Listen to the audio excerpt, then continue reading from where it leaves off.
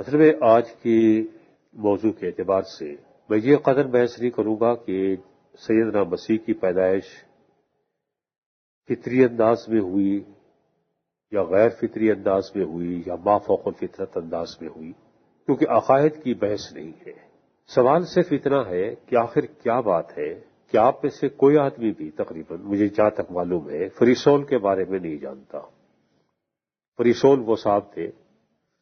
جنہوں نے موٹی موٹی 3 کتابیں لکھی، ایک یہودیت کے حق میں، ایک عیسائیت کی تردید میں، ایک اسلام کی تردید میں، 1000 کی صفحات کی کتاب۔ ابراہم لنکن کے بارے میں تقریباً کوئی بھی نہیں جانتا۔ ان صاحب نے صرف غزل الغزلات کی تفسیر جو ہے وہ 20 جلدوں میں لکھی اور لمبی لمبی تختی کی 1000 صفحات پر ایک جلد مبنی تھی۔ تاریخ ہلاکو خان کو جانتی ہے، چنگیز خان کو جانتی ہے، چند اور افراد کو جانتی ہے، لیکن ان افراد کو نہیں جانتی۔ معلوم یہ ہوتا ہے کہ تاریخ صرف اس آدمی کو جانتی ہے جس نے بنی نوع انسان کے حوالے سے کوئی کام کیا، یا فائدہ پہنچایا یا نقصان پہنچایا۔ اگر فائدہ پہنچایا تو ہیلن کیلر کو جانتی ہے، اگر نقصان پہنچایا تو چنگیز خان کو جانتی ہے۔ تو تاریخ حقوق اللہ کے حوالے سے کوئی بات نہیں کرتی، صرف حقوق العباد کے حوالے سے بات کرتی۔ تو ہم آج کی موضوع کے اعتبار سے دیکھنا یہ چاہتے ہیں کہ کیا سیدنا مسیح کا تاریخ میں کوئی مقام ہے یا نہیں ہے، یا ہونا چاہیے یا نہیں ہونا چاہیے۔ تو چونکہ عقائد کی گفتگو نہیں ہے، صرف تاریخ کی بات ہے، تو ہم یہ دیکھیں گے کہ انہوں نے حقوق العباد کے لیے یا ہیومن رائٹس کے لیے کوئی کام کیا یا نہیں کیا۔ اور اس کے لیے ظاہر ہے کہ ہمیں 2000 برس پہلے جانا پڑے گا کہ اس وقت سیاسی حالات کیا تھے، مذہبی حالات کیا تھے، لوگوں کے ساتھ کس قسم کا برتاؤ ہو رہا تھا، تاکہ معلوم ہو سکے کہ وہ کون سا طبقہ تھا جس کی نمائندگی کی جانا چاہیے تھی اور آپ نے کی یا نہیں کی۔ زمانے کی تاریخ پڑھنے سے معلوم یہ ہوتا ہے کہ 3 گروہ ایسے تھے جن پہ عطاب الہی نازل تھا، اور عطاب الہی سے مراد یہ نہیں ہے کہ پروردگار کی طرف سے، بلکہ پروردگار کے نمائندوں کی طرف سے، یعنی خدا کے بندوں نے جن دوسرے خدا کے بندوں کا جینا دوبھر کر رکھا تھا ان کی طرف اشارہ ہے۔ ایک گروہ وہ تھا جو کہ حکومت کی طرف سے ٹیکس وصول کرتا تھا، کیونکہ رومیوں کی حکومت تھی اور رومی قطعاً یہ نہیں چاہتے تھے کہ ہم خود ٹیکس وصول کریں اور پبلک کے ساتھ ہمارا لڑائی جھگڑا ہو جائے، اس لیے یہودیوں میں سے کچھ افراد کو انہوں نے نوکر رکھ رکھا تھا جو کہ ٹیکسز وصول کرتے تھے۔ ایسے افراد کے بارے میں اس زمانے کے جو مولوی صاحبان اور علماء کرام تھے یہودی ربی، وہ یہ کہا کرتے تھے کہ یہ لوگ غدار ملت ہے، غدار دین ہے اور غدار وطن ہے، کیونکہ غیر ملکی کے ہاتھوں میں اعلی کار بنے ہوئے ہیں، یہ ٹیکس وصول کرتے ہیں، اور چونکہ ٹیکس وصول کرنے کا طریقہ کار یہ نہیں تھا کہ پہلے سے کوئی پرسنٹیج مقرر کر دی جاتی، بلکہ یہ ہوتا تھا کہ بولی لگتی تھی کہ کون سب سے زیادہ ٹیکس وصول کرتا ہے۔ اگر ایک آدمی کہتا تھا کہ میں 1 ارب روپیہ وصول کر کے دوں گا، تو ظاہر ہے کہ وہ 1.5 ارب وصول کرتا تھا تاکہ 50,000 اپنے لیے بھی بچا سکے۔ اگر وہ 50 لاکھ اپنے لیے نہیں بچاتا تو اس نے کوئی کام ہی نہیں کیا، اور اس کا کوئی کھاتا اور حساب کتاب نہیں ہوتا تھا، بس اس کو جو ہے 1 ارب روپیہ دے دینا ہے اور باقی چاہے جتنے بھی کما لے یا اس کا نقصان ہو جائے، اس کے حکومت کی کوئی ذمہ داری نہیں۔ تو وہ لوگوں کو دبا کے لوٹتے تھے۔ دوسری طرف چونکہ وہ غیر ملکی حکومت کے اعلی کار تھے تو اس لیے غدار وطن بھی گنے جاتے تھے، اور چونکہ مذہب اس بات کی اجازت نہیں دیتا تھا کہ کوئی یہودی غیر یہودی کا نوکر بن کے یہودیوں کے خلاف کوئی کام کرے، تو اس لیے غداران دین بھی تھے۔ یہ وہ طبقہ تھا جن کو گالی کے طور پر جن کا نام استعمال کیا جاتا تھا۔ کسی کو آپ نے یہ کہہ دیا کہ یہ ٹیکس لینے والا ہے تو اس کا مطلب یہ تھا کہ یہ آدمی دوسرے لوگوں کو لوٹتا ہے۔ اور اس کی شہادت کچھ اس طرح سے بھی ملتی ہے کہ سیدنا مسیح نے ایک کہانی کے ذریعے سے یہ بتایا کہ ایک آدمی تھا اور اس نے یہ کہا کہ صاحب مجھ پر آپ رحم فرمائیے، اور ایک واقعہ یہ ملتا ہے کہ ایک آدمی جس کا نام زکی تھا، اس نے یہ کہا کہ صاحب میں نے جس سے غلط طریقے سے کچھ لیا ہے میں اسے واپس کرنے کو تیار ہوں اور میں دگنا بھرنے کو تیار ہوں۔ تو ظاہر ہے کہ اگر اس نے تگنا کمایا نہیں ہوتا تو دگنا دیتا کہاں سے؟ تو ظاہر ہے کہ یہ لوگ یہ کام کرتے تھے۔ ایک طبقہ یہ تھا جس سے کوئی بھی خوش نہیں تھا، نہ عام آدمی نہ مذہبی لوگ۔ دوسرا طبقہ جس سے لوگ خوش نہیں تھے وہ عام آدمی تھے جن سے مذہبی لوگ خوش نہیں تھے۔ آپ اس کی مثال ہمارے ہاں لے لیجئے۔ ایک آدمی ہے، ہمارے ہاں جس ان کی شادیاں ہوتی ہیں کہ وہ پہلے جو ہیں وہ سلیم بھائی ہیں اور وہ سلمہ بہن ہے، شادی ہو گئی تو وہ جو کچھ ہوتا ہے وہ تو اپنی جگہ پر ہے، وہ بقول راجہ مہدی علی خان کے کہ کل تک ہم کو بہن کہا اور آج تمنا شادی کی، یہ بھی نہ سوچا شادی کر کے آخر کیا کہلاؤ گے۔ لیکن اگر وہ آدمی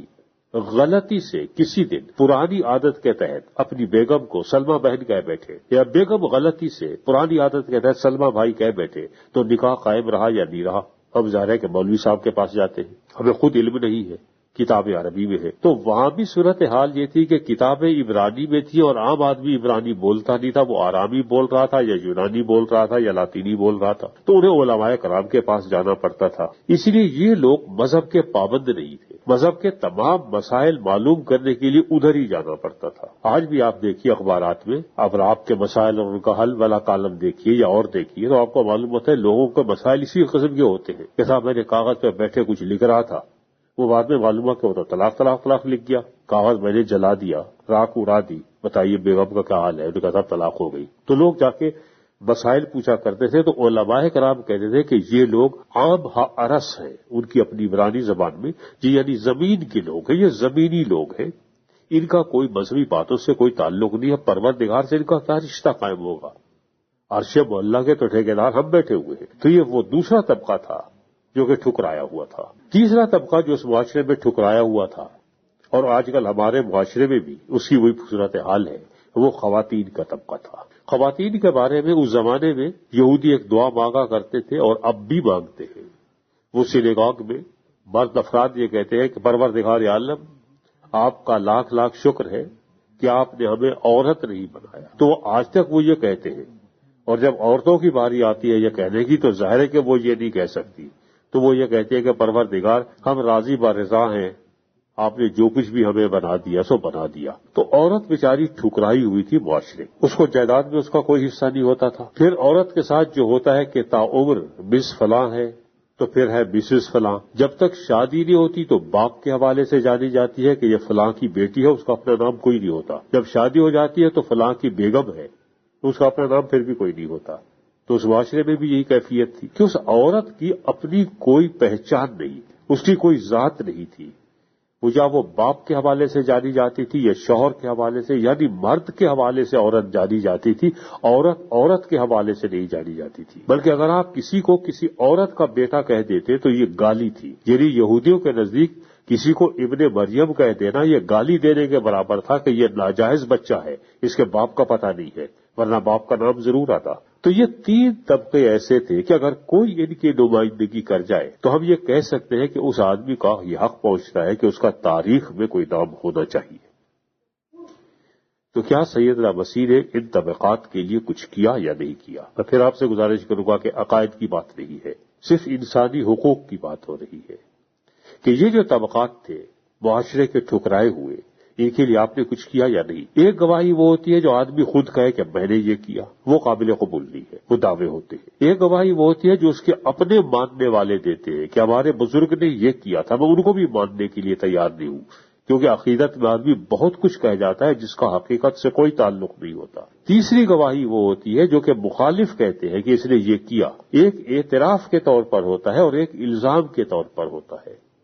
اور جو الزام کے طور پر ہوتا ہے میں اسے بہت بڑی اہمیت دیتا ہوں۔ اس کی وجہ یہ ہے کہ الزام جس آدمی پر لگاتے ہیں اس سے صرف اس آدمی کے بارے میں پتہ نہیں چلتا جس نے الزام لگایا ہے، بلکہ جس کے بارے میں الزام لگایا گیا ہے اس کی صورتحال کا بھی پتہ چلتا ہے۔ یعنی میرے اوپر اگر کوئی الزام لگائے گا تو یہی کہے گا کہ صاحب یہ جو ہے زکوٰۃ نہیں دیتا، یا یہ کہے گا بجلی کا بل نہیں دیتا، کنڈا ڈال رکھا ہے۔ میرے بارے میں کوئی یہ نہیں کہے گا کہ یہ بینک سے 1 ارب روپیہ لے کے کھا گیا، کیونکہ معلوم یہ ہے کہ مجھے بینک کبھی 1 ارب روپیہ دے گا ہی نہیں۔ بینک دیتا ہی اسی کو ہے جس کو لینے کی ضرورت نہیں ہوتی۔ آپ پہلے یہ ثابت کر دیں کہ آپ کے پاس اتنی جائیداد ہے تو پھر آپ لے لیجئے، نہیں ہے تو کچھ بھی ملتی نہیں۔ تو جس پر آپ کہتے ہیں کہ 1 ارب روپیہ کھا گیا تو آپ یہ ظاہر کر رہے ہوتے ہیں کہ اس کے پاس 1 ارب روپے سے زیادہ ہے۔ تو الزامات کی بہت بڑی اہمیت ہے تاریخ میں کہ آپ کس پر کس قسم کا الزام لگاتے ہیں۔ سیدنا مسیح پر جو الزامات ہیں وہ الزام یہ ہے کہ یہ کھاؤ پیو ہے، یہ نفلی روزے رکھتے ہی نہیں ہے، کوئی مذہب سے کوئی دلچسپی دکھائی نہیں دیتی حضرت کو، بس جہاں پہ مل گیا جس نے دعوت کی چلے گئے۔ یہ ٹیکسز لینے والوں کے بڑے دوست بنے پھرتے ہیں،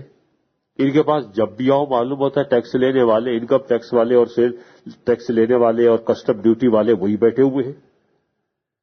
جن کو معاشرہ غدار سمجھتا ہے وہ ان کے پاس آتے ہیں، عورتوں کا جم گھٹا ان کے پاس لگا رہتا ہے، اور وہ خواتین جن کی شہرت کچھ معاشرے میں اچھی نہیں ہے وہ ان کے پاس دکھائی دیتی ہے۔ بلکہ یہاں تک کہ ہم کسی عورت کو پکڑ کے لے جاتے ہیں کہ صاحب اس کو عین فیل کے ٹائم پہ پکڑا گیا ہے، تو یہ حضرت اس سے کہتے ہیں، تو اس کو چھڑانے کے لیے کہہ دیتے ہیں کہ جو تم نے بے گناہ ہو پہلے وہ اس کے پتھر مارے، اس کو چھڑوا دیتے ہیں۔ تو وہ ان الزامات سے یہ معلوم ہوتا ہے کہ وہ تینوں طبقات جو اس زمانے میں معاشرے کے ٹھکرائے ہوئے تھے ان تینوں کی آپ نمائندگی کر رہے تھے۔ اور وہ لوگ کہہ بھی رہے تھے کہ ان کے پیچھے دیکھو، کبھی کسی عالم کو کسی ربی کو چلتے ہوئے دیکھا؟ یہ عام لوگ جو مذہب سے ناواقف ہیں وہی ان کے پیچھے چلنے والے ہیں۔ تو تینوں طبقات کی آپ نمائندگی کر رہے تھے۔ جو آدمی حقوق انسانی کی خاطر ایسی نمائندگی کرے کہ اس کی پہچان یہ رہ جائے کہ یہ ٹیکس لینے والوں کا دوست ہے، یہ عورتوں کا ساتھی ہے، اس کے پاس بد کردار خواتین آتی ہیں جن کے پاس کوئی شریف آدمی بیٹھنا پسند نہیں کرتا، یہ ان کے پاس بیٹھتا ہے، تو یہ گواہی ہے مخالفین کی اس بات کے سلسلے میں کہ وہ خواتین جنہیں واقعی معاشرے میں کوئی منہ نہیں لگاتا تھا اور جو کہیں بھی منہ چھپا کے نہیں جا سکتی، منہ چھپا کے جا سکتی تھی، منہ دکھا کے نہیں جا سکتی تھی، وہ آپ کے پاس آتی تھی اور بے محابہ آتی تھی، کیونکہ انہیں معلوم تھا کہ یہاں پہ وہ ذات موجود ہے جو ہمارے اوپر فتویٰ نہیں لگائے گی، ہمارے جرم ہمیں نہیں گنوائے گی کہ تم کتنے برے ہو، بلکہ یہ بتائے گی کہ تم کتنے اچھے ہو سکتے ہو۔ تاریخ میں اس آدمی کا مقام ہے جو آدمی لوگوں کی صرف برائیاں نہیں گنے، ان کے عیوب نہیں گنتا رہے، بلکہ ستار العیوب ہو، ان کے عیوب چھپائے اور ان کے اندر کی جو چھپی ہوئی نیکیاں ہیں انہیں ابھارے۔ کہ وہ آدمی کہ جس معاشرے میں رہتا تھا وہاں پر ابن مریم کہلانا ایک گالی تھی، لیکن اس شخص نے ابن مریم کو اتنی توقیر بخش دی کہ آج وہ عزت کا لقب بن کے رہ گیا ہے۔ کہ وہ جو ٹیکسز لینے والے تھے، جو حکومت کے تو چمچے سمجھے جاتے تھے لیکن وطن کے غدار سمجھے جاتے تھے، ان میں سے بہت سارے چند ایک افراد کا تذکرہ ملتا ہے جو آئے اور انہوں نے اپنی صلاحیتیں استعمال کی۔ وہ جو حساب کتاب رکھنے والے تھے انہوں نے وہ حساب کتاب رکھا کہ آپ کیا کہتے ہیں اور کس قسم کی تعلیمات پیش کرتے ہیں۔ وہ ریکارڈ رکھنے والوں کا اب ریکارڈ محفوظ ہونے کی ہمیں کچھ یقین آنے لگتا ہے۔ وہ عام آدمی جسے کے بارے میں یہودی لوگ کہتے تھے کہ یہ گناہگار ہے، یہ ان کی ٹیکنیکل ٹرم تھی، اور گناہگار کا مطلب یہ تھا کہ یہ لوگ شریعت سے دور ہے، شریعت کی پابندی ہی نہیں کرتے۔ شریعت کے تو کی پیروی کرنے والے تو ہم لوگ ہیں کہ خلاف شرع تو یوں شیخ تھوکتا بھی نہیں مگر اندھیرے اجالے میں چوکتا بھی نہیں۔ تو وہ پابندی کرنے والے تھے شریعت کے اور اس کے لیے جواز نکالا کرتے تھے کہ اگر کوئی آپ کو کوئی غلط کام کرنا بھی ہے تو اس کے لیے بھی ان کے پاس کوئی شرعی جواز ہوتا تھا کہ ہم نے یہ یوں کیا ہے اور یہ کوئی غلط کام نہیں کیا، یہ بالکل صحیح کام ہے۔ میں آپ کو بتاؤں کہ شاید میں ایک دفعہ پہلے یہ واقعہ بتا چکا ہوں کہ ہوائی جہاز میں سفر کر رہا تھا اور میرے ساتھ ایک ربی بیٹھے ہوئے تھے۔ اتفاق یہ ہے کہ سیٹرڈے کا دن تھا، تو باتیں ہو رہی تھی، تو میں نے ان سے کہا کہ ربی آج تو آپ کے نزدیک سیٹرڈے کو آپ 1 میل سے زیادہ کا سفر نہیں کر سکتے اور آپ یہ ہزاروں میل کا سفر کر رہے ہیں، تو یہ تو جائز نہیں ہے۔ تو وہ قبلہ فرمانے لگے کہ پانی کا سفر کرنے کی اجازت ہے۔ تو میں نے کہا لیکن یہ پانی کا جہاز نہیں ہے، تو ہوائی جہاز ہے۔ وہ کہہ لیں کہ ہوائی جہاز ہوا کرے لیکن میں تو پانی کا سفر کر رہا ہوں۔ کہ بھائی آپ کیسے پانی کا سفر کر رہے ہیں؟ تو آخر جب وہ تنگ آ گئے تو وہ اٹھ کھڑے ہوئے، انہوں نے جب پاؤں کے نیچے انہوں نے پانی کی بھری ہوئی ایک بوتل رکھی ہوئی ہے اس کے اوپر بیٹھے ہوئے، وہ کہہ رہے ہیں میں پانی کا سفر کر رہا ہوں۔ تو شرعی ہیلے ڈھونڈے جاتے ہیں کہ شریعت کی پابندی بھی ہو رہی ہے، خدا کو بھی بیوقوف بنایا جا رہا ہے اور پبلک کو بھی۔ عام آدمی چونکہ بیچارہ سیدھا سادہ ہوتا ہے، وہ اس قسم کے شرعی ہیلے جانتا ہی نہیں ہے، تو وہ پکڑا جاتا ہے، مارا جاتا ہے۔ تو آپ کے پاس عام آدمی آتا تھا، یہ مذہبی لوگ اگر آتے تھے تو کبھی بحث کرنے کے لیے، مناظرہ کرنے کے لیے تو ضرور آتے تھے، لیکن آپ کے پیروکاروں میں زیادہ تر شامل نہیں تھے۔ تو جو آدمی عام آدمی کو اتنا متاثر کر لے اور ان کے حقوق کی خاطر لڑے، اور یہاں تک لڑے کہ اگر وہاں کے علماء کرام کو یہ کہنا پڑ جائے کہ صاحب اگر اس کی تعلیم اسی طرح سے جاری رہی اور پبلک اس کے پاس اسی طرح سے آتی رہی تو وہ دن دور نہیں ہے جب حکومت وقت ہمارے خلاف ایکشن لے گی۔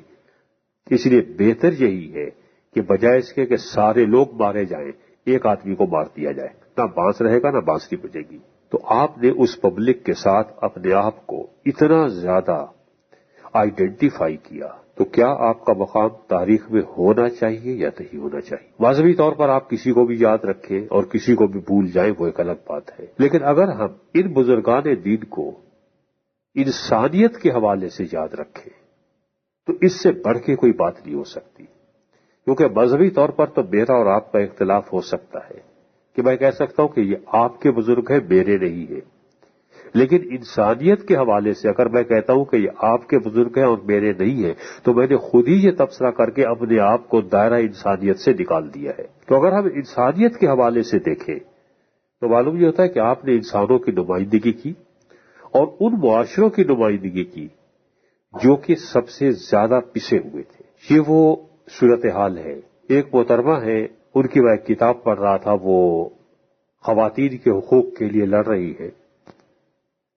اور انہوں نے کہا کہ فرعون کا اور حضرت موسیٰ علیہ السلام کا تذکرہ کرتے ہوئے انہوں نے یہ کہا کہ فرعون نے یہ حکم دیا کہ جتنے بھی لڑکے پیدا ہوتے ہی ان کا گلا دبا دیا جائے، کیونکہ ان سے بغاوت کا اندیشہ تھا۔ لیکن جب آپ کتاب پڑھتے ہیں تو آپ کو معلوم یہ ہوتا ہے کہ پہلا باغی کون تھا؟ جب اس نے یہ حکم دیا اور اس کے بعد معلوم ہوا کہ بنی اسرائیل کے یہاں اب بھی بچے پیدا ہو رہے ہیں تو ان کے دوسرے دائیوں کو بلایا اور کہا کہ تمہیں حکم دیا گیا تھا کہ ان کا گلا دبا دینا، تم کیوں نہیں دباتی ہو؟ تو معلوم ہوتا کہ فرعون کا حکم کا انکار کرنے والا پہلا شخص مرد نہیں تھا، عورت تھی۔ پھر ان کی والدہ نے ان کو اٹھا کے سمندر کے دریا کے حوالے کر دیا اور اس بچے کو مارا نہیں، پروردگار کے حوالے کیا۔ تو فرعون کی مخالفت کرنے والے پہلے حضرت موسیٰ نہیں ہے، مرد نہیں ہے، بلکہ ان کی والدہ ہے، ایک عورت ہے۔ اور ان محترمہ نے یہ کہا کہ اگر فرعون میں تھوڑی سی عقل ہوتی تو لڑکوں کو نہیں مرواتا، لڑکیوں کو مرواتا، لیکن اس پاگل کا ذہن اس طرف گیا ہی نہیں۔ اسی طرح سے جب حضرت حوا کے بارے میں یہ کہا جاتا ہے کہ صاحب شیطان نے ان کو بہکایا، تو دیکھو عورت کو بہکا دیا، مرد کو نہیں بہکایا۔ اور بات یہ ہے کہ مرد کو بہکانے کے لیے تو وہ عورت ہی کافی تھی، لیکن عورت کو بہکانے کے لیے شیطان چاہیے تھا۔ تو یہ اس کے قوی ہونے کی دلیل ہے، کمزور ہونے کی نہیں۔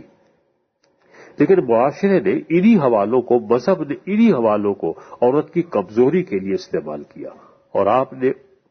اس صنف کو جس کو کمزور سمجھا جاتا تھا اپنے ساتھ رکھا۔ بلکہ آپ آخر میں دیکھیے کہ جب آپ کی زندگی کا اختتام ہو رہا ہے تو اس وقت آپ کسی مرد کی بات نہیں کر رہے، بلکہ اپنی والدہ کے لیے کہتے ہیں اپنے ایک صحابی سے کہ ان کو گھر لے جانا، آج سے یہ تمہاری والدہ ہے۔ تو عورتوں کے حقوق آپ کو آخر تک یاد تھے، یہاں تک کہ آپ یہ دیکھیں کہ جب آپ کو گرفتار کیا جاتا ہے تو وہ جو صحابہ کرام جو مرد ہیں وہ سارے بھاگ جاتے ہیں، لیکن خواتین کے بارے میں شہادت موجود ہے کہ وہ دور سے کھڑی دیکھ رہی تھی کہ انہیں کہاں دفن کیا گیا ہے، انہوں نے ساتھ نہیں چھوڑا، کیونکہ عورت جتنی وفادار ہوتی ہے مرد اتنا وفادار کبھی نہیں ہوتا، اور آپ اس بات کو جانتے تھے۔ کیونکہ بات یہ ہے کہ اگر آپ کو گھر سے والدہ نے وفاداری کی تعلیم دی ہے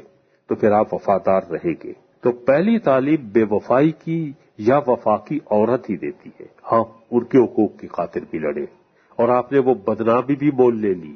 کہ وہ خواتین جن کی شہرت کوئی اچھی نہیں ہے، جن کا کردار کوئی اچھا نہیں ہے، وہ آپ کے پاس آ کر بیٹھتی ہے، لیکن آپ نے کہا ٹھیک ہے مجھے یہ قبول ہے۔ آخر خدا جب انہیں نہیں ٹھکراتا تو میں کون ہوتا ہوں ٹھکرانے والا؟ یا دوسرے الفاظ میں آپ نے یہ کہا کہ خدا بھی اگر انسانوں کو دیکھتا ہے تو مذہب کی نقطہ نظر سے نہیں دیکھتا، انسانی حوالے سے دیکھتا ہے کہ آپ کا انسانوں کے ساتھ کیسا سلوک ہے۔ اگر انسانوں کے ساتھ آپ کا اچھا سلوک ہے تو پھر آپ اچھے انسان نہیں، پھر آپ اچھے عیسائی بھی ہیں، اچھے مسلمان بھی ہیں، اچھے یہودی بھی ہیں۔ لیکن اگر آپ انسانوں کے ساتھ آپ کا اچھا سلوک نہیں تو آپ چاہے کتنے اچھے عیسائی کیوں نہ ہو، آپ قطعاً عیسائی نہیں ہیں، کیونکہ آپ جب انسان نہیں ہیں تو آپ عیسائی بھی نہیں ہو سکتے، آپ مسلمان بھی نہیں ہو سکتے، آپ یہودی بھی نہیں ہو سکتے، آپ ہندو بھی نہیں ہو سکتے۔ مذہب لوگوں کو حقیقتاً نہ عیسائی بنانے کے لیے آیا تھا، نہ مسلمان بنانے کے لیے، نہ یہودی بنانے کے لیے، نہ ہندو بنانے کے لیے، بلکہ آدمی کو انسان بنانے کے لیے آیا تھا۔ لیکن وہی بات سب بھول گئے، اور اب تک لوگوں کو شکایت یہی ہے غالب کی طرح سے کہ آدمی کو بھی میسر نہیں انسان ہونا۔ تو آپ نے چونکہ انسانیت کا درس دیا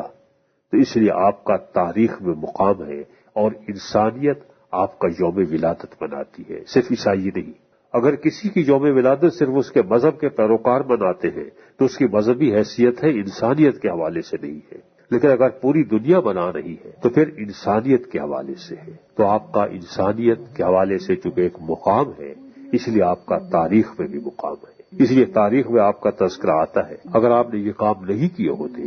یہ بدنامی مول نہیں لی ہوتی انسانیت کی خدمت کرنے کی اور انسانی حقوق کی خاطر لڑنے کی، ہیومن رائٹس کے آپ چیمپئن نہیں ہوتے، تو ظاہر ہے کہ پھر آج انسانیت آپ کو بھول چکی ہوتی. تو جب کبھی آپ یہ کرسمس مناتے ہیں، عید میلاد المسیح مناتے ہیں، اس حوالے سے دیکھیے، مذہب کے حوالے سے نہیں، انسانیت کے حوالے سے. کیا آپ نے معاشرے کے جن ٹھکرائے ہوئے طبقوں کو اپنے سینے سے لگایا، کیا ہم بھی انہیں سینے سے لگاتے ہیں؟ یا ہمارے یہاں تفریق ہے اور ہم مذہب کی بنیاد پر تفریق کرتے ہیں کہ اگر اپنے مذہب کا ہے آدمی تو ٹھیک ہے، وہ کچھ بھی کرتا ہے بہت اچھا ہے، کیا رہے تو عیسائی جنت میں تو جائے گا، یا آپ اس کو جنت میں جانے سے صرف اس لیے روک دینے کے لیے تیار ہے کہ انسانیت کو اس سے بہت بڑا نقصان پہنچ رہا ہے. اگر ایسا شخص جنت میں چلا گیا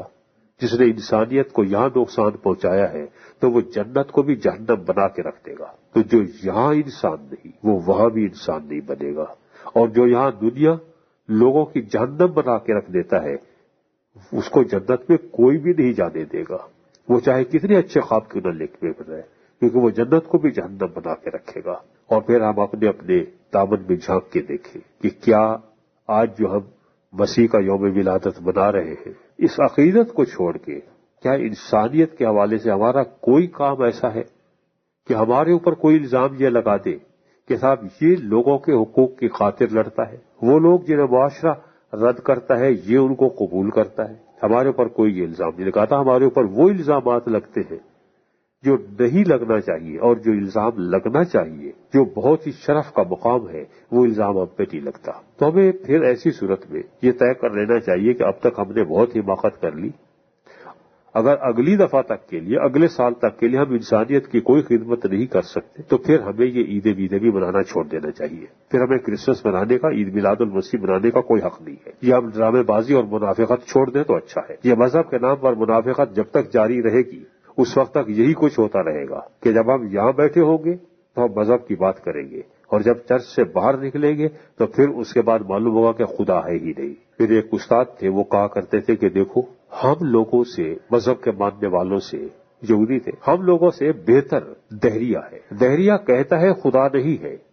اور ساری عمر زندگی ایسے گزارتا ہے جیسے خدا ہو، اور ہم لوگ خدا کو ماننے والے اتوار کے اتوار یا ہفتے کے ہفتے جاتے ہیں، کوئی چرچ میں، کوئی سینیگاگ میں، کوئی جمعے کے دن مسجد میں، اور ہم یہ وعدہ کہتے ہیں کہ خدا ہے. اور جیسے ہم مسجد سے یا سینیگاگ سے یا چرچ سے باہر قدم رکھتے ہیں ہم فوراً کہتے ہیں کہ ہم بہت بڑی حماقت کر کے آئے، جھوٹ بول کے آئے، اور باقی 6 دن ہم اس بات میں صرف کر دیتے ہیں یہ ثابت کرنے کے لیے کہ وہ جھوٹ تھا، سچ یہ ہے کہ خدا نہیں ہے. تو ہم سے بہتر تو وہ ہے، ہم نہیں. تو کیا اس حوالے سے اگر آپ مسیح کی ولادت مناتے ہیں کہ انہوں نے انسانیت کی خاطر کوئی کام کیا پھر تو ٹھیک ہے، اور اگر آپ مذہب کے حوالے سے بات کرتے ہیں تو پھر بھائی میں تو کچھ نہیں کہتا، میں صرف یہ کہہ سکتا ہوں کہ جو آپ کے ہم مذہب ہیں وہ آپ کا حامی ہوں گے، جو نہیں ہے وہ حامی نہیں ہوں گے. انسانیت کے حوالے سے سارے آپ کے حامی ہوں گے. اور اپنا بھی جائزہ لیں کہ ہم اس سلسلے میں کیا کر رہے ہیں، صرف دعوے کر رہے ہیں یا کوئی دلیل بھی رکھتے ہیں عملی طور پر. اگر نہیں ہے تو پھر ظاہر ہے کہ ہم سب کچھ بھول جائیں. پھر ہم یہ وعدہ کریں اپنے آپ سے اور ایک دوسرے سے کہ اگلی دفعہ تک ہم انسانیت کے لیے کچھ نہیں کر سکتے، انسانی حقوق کے لیے کچھ نہیں کر سکتے، معاشرے کے ٹھکرائے ہوئے لوگوں کو سینے سے نہیں لگا سکتے، ان کے ساتھ ہمدردی کا اظہار نہیں کر سکتے، تو پھر اگلی دفعہ ہم قطعاً عید میلاد المسیح نہیں منائیں گے. پھر اگلی دفعہ کرسمس سے نہیں ہوگا، کچھ اور ہوگا. لیکن اگر ہم اپنا جائزہ لیں اور واقعی ہم کچھ کریں، کسی پر ظلم ہوتا دیکھیں، یہ مت دیکھیں کہ صاحب وہ آپ کا مذہب کا ماننے والا ہے یا نہیں، اور کسی بھی مذہب کا ماننے والا ہے یا نہیں ہے، اور جس پر بھی ظلم ہو رہا ہے اس کے خلاف احتجاج کریں، تو پھر ہمیں حق پہنچتا ہے کہ ہم آئیں اور ہم کہیں کہ ہاں اب ہم عید میلاد المسیح بنا سکتے ہیں، اب ہمیں خوشی کا مقام ہے، ورنہ نہیں. بدقسمتی یہی ہے کہ جتنی زیادہ منافقت پائی جاتی ہے دنیا میں، اس میں سے صرف 99% نہیں بلکہ 100% کا ٹھیکہ مذہبی لوگوں نے لے رکھا ہے. منافقت ہوتی ہی مذہب میں ہے، باقی نہیں ہوتی. باقی جگہ تو یا تو سودے بازی ہوتی ہے، یا تجارت ہوتی ہے، یا دکانداری ہوتی ہے، یا بالکل دیانت ہوتی ہے. مذہب میں منافقت ہوتی ہے کہ کہنا کچھ اور کرنا کچھ. کہنا یہ کہ مسیح نے انسانوں کی خاطر یہ کچھ کیا اور تمام عمر یہ گزارتے نا کہ انسانوں کی خاطر کچھ بھی نہیں کرنا، اور کسی پہ ظلم ہو جائے تو کہنا کہ ہاں یہ تو ٹھیک ہے، تو اپنی جگہ پر ہے، لیکن بھائی ہم اس معاملے میں بول نہیں سکتے، بات یہ ہے کہ یہ تو حکومت کا مسئلہ ہے، وہ جانے اور ہم وہ جانے، اور پھر ہمارا اس طبقے سے کوئی تعلق بھی نہیں ہے، زبردستی کہ ہم کیوں پنگے لیتے رہے، پھر ہم اس وقت اس قسم کی جو منافقت سے کام لیتے ہیں تو اس سے ہم جان چھڑا لیں۔ تو خدا کے لیے اگر واقعی آپ کو مسیح سے کوئی مناسبت ہے پیروکار ہونے کی حیثیت سے یا اس حوالے سے کہ آپ چونکہ تمام انبیاء کرام کو مانتے ہیں لہذا وہ بھی اس زمرے میں شامل ہے، آپ انہیں بھی مانتے ہیں، اس حوالے سے تو تب بھی یہ ہے کہ پھر ہم پر یہ فرض عائد ہو جاتا ہے کہ ہم انسانیت کے حوالے سے، حقوق العباد کے حوالے سے، ہیومن رائٹس کے حوالے سے کوئی بات کریں، نہ اس میں مذہب کی تفریق ہو، نہ اس میں جنس کی تفریق ہو، نہ اس میں رنگ کی تفریق ہو، نہ اس میں زبان کی تفریق ہو، کہ مظلوم ہمیشہ مظلوم ہوتا ہے، کوئی بھی مظلوم ہو اور کہیں کا بھی مظلوم ہو، ہر ایک کا خون کا رنگ ایک جیسا ہوتا ہے، اور ظالم کہیں کا بھی ہو، کسی بھی مذہب سے تعلق رکھتا ہو، اس کا بھی خون ایک ہی جیسا ہوتا ہے۔ اس معاملے میں فطرت کوئی تفریق نہیں کرتی، یہ تفریق ہماری اور آپ کی ہے۔ تو آئیے اب یہ وعدہ کریں کہ ظالم کسی بھی طبقے سے تعلق رکھتا ہو، کسی بھی مذہب سے تعلق رکھتا ہو، کوئی بھی زبان بولتا ہو، ہم اس کو ظالم کہیں گے، اور مظلوم کسی بھی طبقے سے تعلق رکھتا ہو، اس کا کسی بھی ملک سے تعلق ہو، کوئی بھی زبان ہو، کوئی بھی اس کا رنگ ہو، ہم اسے مظلوم کہیں گے۔ اگر ہم مظلوم کے ساتھ اور کچھ نہیں کر سکتے، کم از کم اس کو مظلوم تو کہہ سکتے ہیں۔ اگر آپ ظالم کا ہاتھ نہیں روک سکتے تو کم از کم اس کو ظالم تو کہہ سکتے ہیں۔ اتنی ہمت تو پیدا کریں کہ ظالم کو ظالم کہیں اور مظلوم کو مظلوم کہیں، اور اگر ہم میں یہ بھی ہمت نہیں ہے تو پھر سچی بات یہ ہے کہ ہمیں زندہ رہنے کا بھی کوئی حق حاصل نہیں، کیونکہ انسانیت کے حوالے سے پھر ہم انسان ہی نہیں۔ تو آئیے ہم یہ عہد کریں کہ ہم اس معاملے میں کم از کم منافقت کا ثبوت نہیں دیں گے، اور ظالم کو ظالم کہیں گے اور مظلوم کو مظلوم کہیں گے، اور صرف اپنے حقوق کی خاطر نہیں لڑیں گے، دوسروں کے حقوق کی خاطر لڑیں گے اور اپنے فرائض کی خاطر لڑیں گے۔ ہر آدمی کو زندہ رہنے کا حق حاصل ہے، وہ چاہے کسی بھی مذہب کا ماننے والا ہو، اور تمام لوگ قابل احترام ہیں، چاہے ان کا کوئی بھی رنگ ہو، کوئی بھی زبان ہو۔ جب تفریق آپ مذہب کے نام پر کرتے ہیں، رنگ کے نام پر کرتے ہیں، زبان کے نام پر کرتے ہیں، قومیت کے نام پر کرتے ہیں، تو آپ ساری باتیں کر رہے ہوتے ہیں لیکن انسانیت کی بات نہیں کر رہے ہوتے۔ انسانیت کا کوئی رنگ نہیں، انسانیت کا کوئی مذہب نہیں ہے، انسانیت کی کوئی زبان نہیں ہے۔ اگر انسانیت کی زبان ہے تو وہ محبت کی زبان ہے، اگر انسانیت کا کوئی رنگ ہے تو وہ کالا اور گورا نہیں ہے بلکہ وہ رنگ بھی محبت کا رنگ ہے۔ تو ہم اس طرح سے اگر بات کریں اور یہ کہہ سکیں کہ ہاں ہم مسیح کو مانتے ہیں، ہمارا مسیح سے تعلق ہے، ہمارا دوسرے بھی ان تمام افراد سے تعلق ہے جنہوں نے بنی نوع انسان کی خاطر اور ان کے حقوق کی خاطر مصیبتیں جھیلی، اس سے کوئی فرق نہیں پڑے گا کہ اس کا نام عیسیٰ ہے یا اس کا نام نیلسن منڈیلا ہے، کوئی فرق نہیں پڑے گا۔ جو آدمی بھی اپنے حقوق کی خاطر لڑ رہا ہے اور اقلیتوں کے حقوق کی خاطر لڑ رہا ہے، ہمیں اس کا احترام کرنا ہوگا۔ اگر ہم یہ سبق سیکھ گئے تو پھر سچی بات ہے کہ پھر مسیح بھی ہماری سمجھ میں آ جائیں گے، لیکن اگر ہم مذہب کے حوالے سے سمجھنے کی کوشش کرتے رہے تو پھر کوئی سمجھ میں نہیں آئے گا۔ شکریہ۔